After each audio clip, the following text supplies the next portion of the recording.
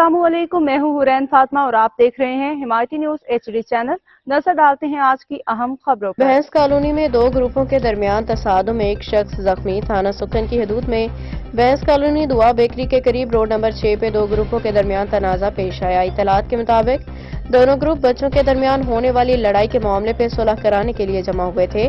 ताहम बात बढ़ गई और झगड़े की सूरत इख्तियार कर गई। SHO आदिल शाह ने मौका पे पहुंच के हालात पे काबू पाया। दोनों ग्रुपों के अफराद को थाने मुंतकिल कर दिया। झगड़े के दौरान जख्मी होने वाले शख्स जुल्फिकार टालानी को पुलिस की मदद से अस्पताल मुंतकिल किया गया।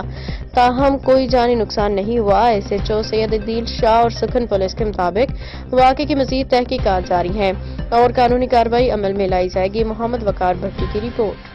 मजीद अपडेट्स के लिए देखते रहें हिमायती न्यूज HD चैनल।